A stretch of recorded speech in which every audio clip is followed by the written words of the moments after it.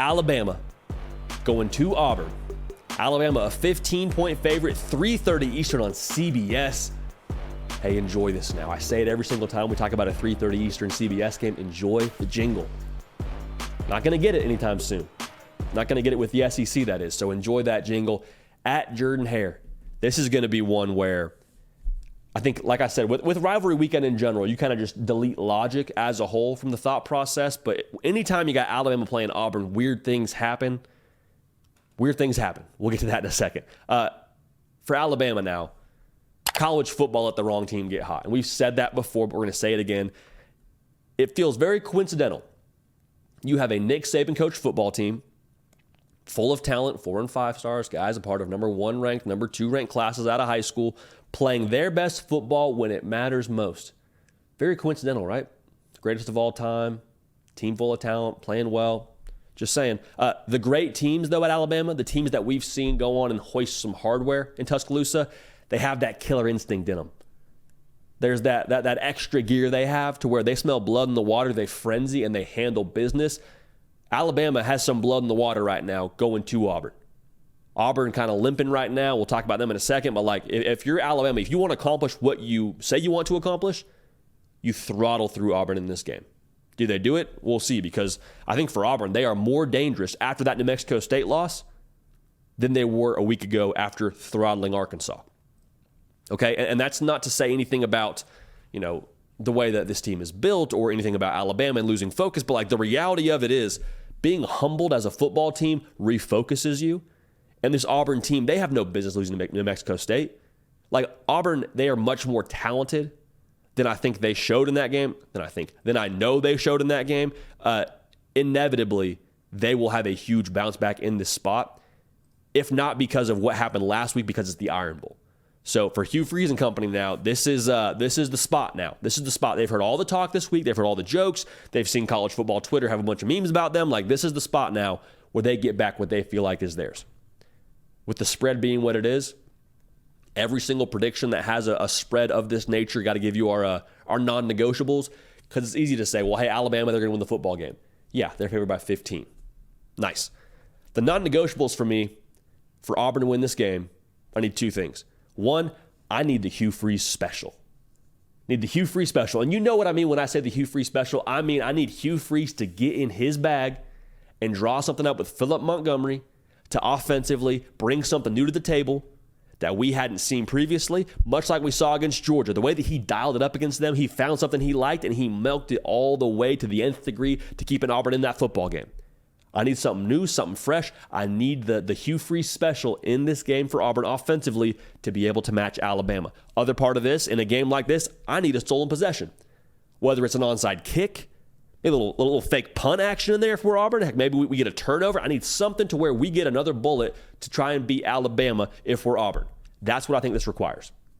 Because if you play them straight up, I don't think that favors Auburn. Thing to watch here for me, when it comes to Alabama having the football, like, can we just all be real? Jalen Milroe is a super freak. His athleticism, the way that he's been playing, the way the offense is tailored to him right now, he is balling. Auburn defensively is going to be aggressive as heck. And if you're an Auburn fan, you love that because you saw what LSU did, where they tried to just kind of keep it in front of them, just say, hey, we're going to try to put a lid on this defensively and just kind of, Jalen Milroe, you do what you want to do underneath, but we're gonna make sure we rally up and tackle you. That's not a way to win this game. The path to victory for Auburn is to wreak havoc. Now, fortunately for the Auburn faithful, that's what Auburn specializes in. They want to get after the quarterback. They want to bring pressure from different places and try and confuse Jalen Milroe and hit him when he's not looking. The thing with that is, Auburn, if they bring pressure, there's the chance that you swing and miss. And Alabama has been phenomenal at just kind of making those small movements out of the way of pressure offensively, whether it's, hey, you brought pressure from the edge, bubble screen, we're right around you. Hey, you brought pressure up the middle, perimeter run.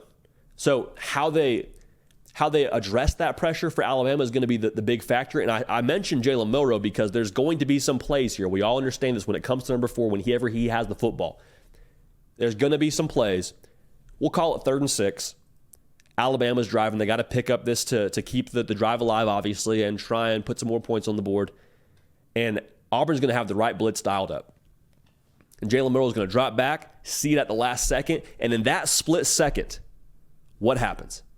Does Auburn get home, force a sack? Heck, maybe they get a strip sack, balls on the turf, Auburn picks it up, they run the other way with it, or maybe they fall on it, Auburn football. Or does Jalen Milroe do what we've seen him do and be special in space, make somebody miss, get around the outside, pick up 7, first down Alabama? Plays like that, where Auburn has the right play dialed up, but they get Jalen Milroe in a spot where they got to make that play, that is going to be a very, very big impact on this game, as it always is whenever Forrest's playing football. So keep an eye on that. That's going to be crucial. Now, speaking of mobile quarterbacks, Auburn's got a pretty good mobile quarterback in themselves. Big Peyton Thorne run the football day, if you ask me. Like, to me, the thought process, if you're Auburn playing offense against Alabama, is going to be jab, jab, jab, haymaker. Jab, jab, haymaker. The jab for them is Peyton Thorne getting out in the perimeter. And I mentioned Peyton Thorne explicitly, because whenever you have the quarterback run game going, you have less hats to block, rather. I'll rephrase that. You have 10 guys blocking as opposed to 9 whenever the running back runs the football. And Peyton Thorne is athletic enough, and when he puts out on the perimeter, it puts a little more strain on different levels of your defense. Like, you probably have to come up and fill if you're a safety. You have to probably get out on the edge. And if you do that enough times, well, when you're having to react and be aggressive to the quarterback run game, what happens is sometimes there's some leakage on the back end, and sometimes some guys downfield might get open. And again, if we're talking about a Hugh Freeze special here, I would not be surprised if we see some plays where Peyton Thorne's out on the perimeter, it looks like run the whole way, the whole defense triggers, and then there's somebody back there where Peyton Thorne hits him wide open, touchdown, Auburn strikes. That's going to be something to watch for. So the effectiveness of being able to jab with Peyton Thorne to create that haymaker, we'll see. We'll see, but that has to be there for Auburn, I think, and I think that's probably the key to watch for them when it comes to this game. Much like that Georgia game. Remember, that was kind of the Peyton Thorne show when he came to running the football. Something weird is going to happen in this game. There's no way around it. It's the Iron Bowl. It's at Auburn. And if you don't believe me, let me tell you, Brian Harsin almost beat Bryce Young. Bryce Young, one of the best quarterbacks to ever come through Tuscaloosa. Brian Harsin has his own reputation in Auburn, Alabama.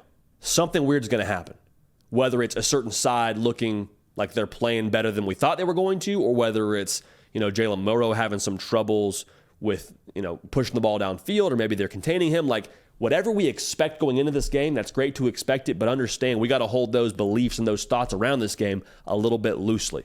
There's something into this game that we just won't be able to quantify, except for saying, well, hey, it's the Iron Bowl.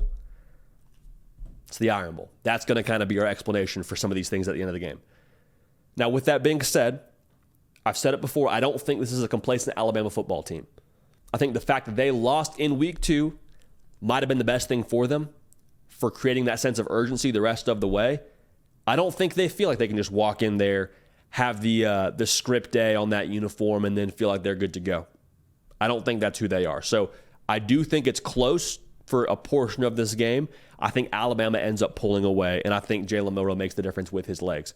So I think Alabama wins this game. Too much offense, 37-28. The Tide get it done, and that means Alabama keeps those college football playoff hopes alive. Survive and advance. Another week, you got Georgia in Atlanta the following week. That'll be a good one. But again, I think Auburn puts up a tremendous fight, and I think you do actually leave this game, if you're an Auburn fan, saying, we're going to be okay. The New Mexico State thing, that sucked, but we're going to be okay. Now, HelloFresh is a farm-fresh, pre-portioned ingredients, seasonal recipes delivered right to your doorstep. Skip the hassle of going to the grocery store. Count on HelloFresh to make home cooking easy, fun. This is important and affordable, and that's why it is America's #1 meal kit. So, just like always, HelloFresh's ingredients travel from the farm to your door so you know they're fresh, and everything arrives pre-portioned so you can get right to cooking. Not a thing where you got to worry about the mise en place. You got to put everything in your measuring cups, and you got to ratio it out perfectly. Skip all that. It comes right to your door, like I said, pre-portioned. Put it together, cook. You are good to go. Also, it's holiday season. If you're hosting the holiday season, HelloFresh has just what you need to please the crowd without hassle. Photo-worthy charcuterie boards, mouth-watering desserts. Just pick a kind of dish that you want for your holiday seasons. They got you covered. All right, so I promise you, HelloFresh will save you the hassle, make it affordable, make it fun. Great way to do it. Like I said, my wife and I, we use HelloFresh. We get home from a long day at work. Last thing we want to do is go to the grocery store. Last thing we want to do is measure out all these spices and measure out the exact ingredients. HelloFresh, bada bing, bada boom, put it together, put it in the pan, put it in the oven. We're good to go. Quality meal. Farm fresh, good to go. So go to HelloFresh.com/JDFree and use code JDFree for free breakfast for life. One breakfast item per box while subscription is active. That's free breakfast for life at HelloFresh.com/JDFree with code JDFree. All right, so HelloFresh.com, JDFree, use code JDFree for free breakfast for life. One breakfast item per box while subscription is active. Hey y'all, thanks so much for watching. Subscribe to the channel here to make sure you don't miss an episode of The Hard Count. Also be sure to check out other videos on the On3 YouTube channel.